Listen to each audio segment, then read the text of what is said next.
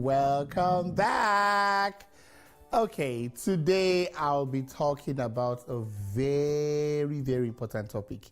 Yes, it's called monster in-laws. Let's start from the wedding. You know, during the traditional wedding and even during the white wedding, when they exchange their vows and everything, they invite both parents to come and just let them go. Yes, it's for better, for worse. It's between the man and the wife, you know, and everything. Let them live in peace. You have done your own. They have done their own. Let them stay in peace. But down the line, after a month, 2 months, you start seeing all the wahala that they get from parents, most especially mothers. Now, let me just clear this. This is not about me because I have a fantastic mother-in-law. And of course, my mom is a fantastic mother-in-law to all her son and daughter-in-laws anyway. So this is actually not about me now because I'm in this industry. I have seen so many things. That's why I think we need to talk about it. Most especially when it comes to the aspect of conception.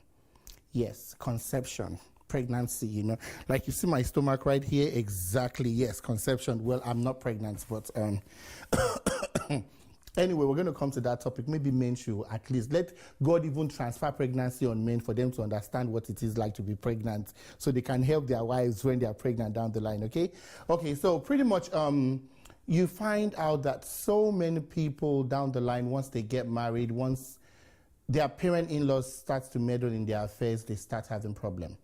Most especially when it comes to conception, you know, and I don't know why that should be the case, because it's either coming from the man's side or it's coming from the woman's side, but most of the time, they always put the blame on the women. Oh, why are you not pregnant yet? When are you giving us a baby? When are you giving us a child? When are you this? When are you that? But it's too much pressure you're putting on the poor girl. Not even when you don't even have the faintest idea if they have decided they want to start making babies. Most people get married and they want to wait 2 years down the line, 3 years down the line before they start having children. You know, you don't know what arrangement they both have, but immediately you want them to just start producing babies. It's not everybody that is like me.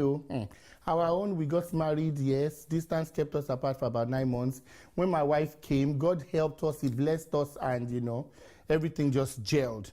You know, and all the vacations we ought to have taken, all the trips we ought to have taken as a couple, we could not do that. You know, we started having kids, but I mean, thank God it's a blessing along the line, you know, and sincerely, we do not regret it in any way. But mothers most especially need to chill, because you're putting too much pressure on these children and it is affecting their marriage. It sincerely is affecting their marriage. Now, let's turn the table around.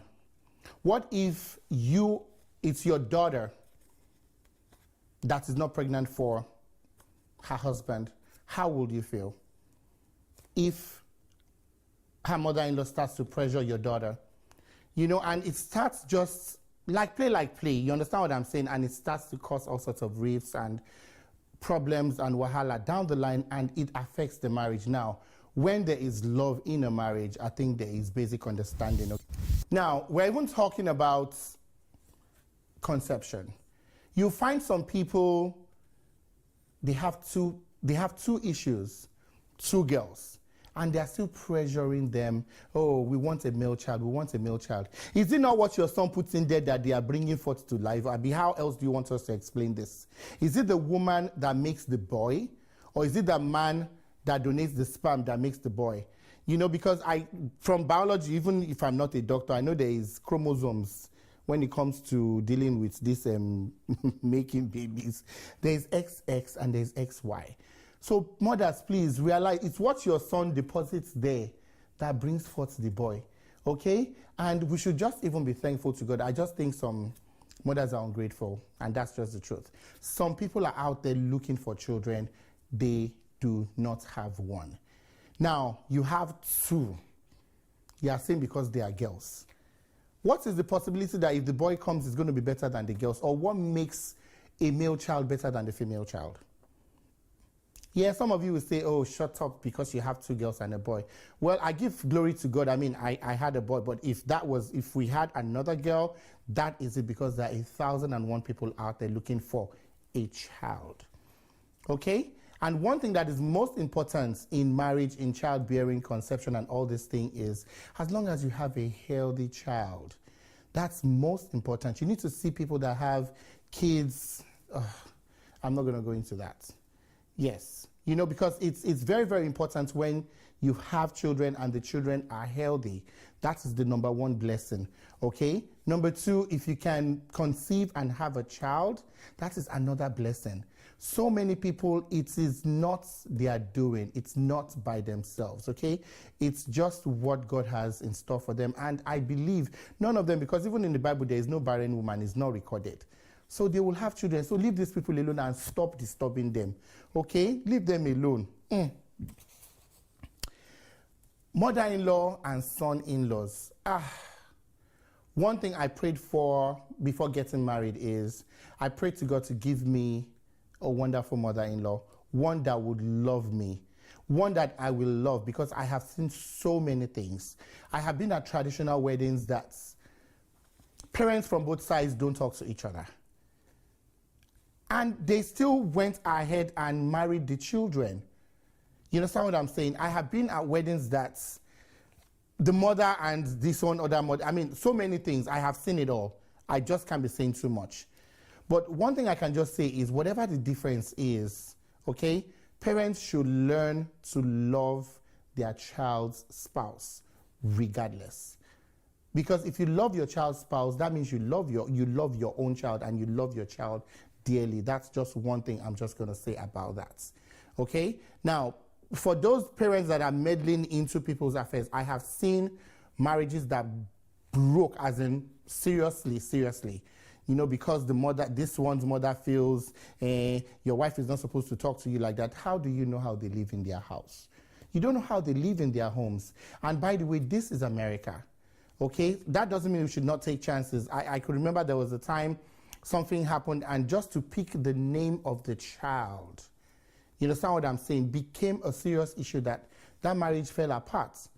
You know, because the mother is insisting, is the name I picked that you have to be calling the child and everything. Those are irrelevant. Those are little things that we really don't need to bring into marriage these days. You understand what I'm saying? One other thing I'm going to quickly talk about is picking sides when issues arise.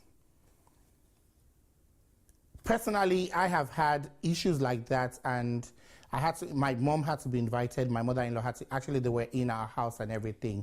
One thing I know that really helped us then is, neither did my mother-in-law pick sides with her daughter, neither did my mom pick sides with her daughter, with me. They just laid the issue on the table and we squashed it.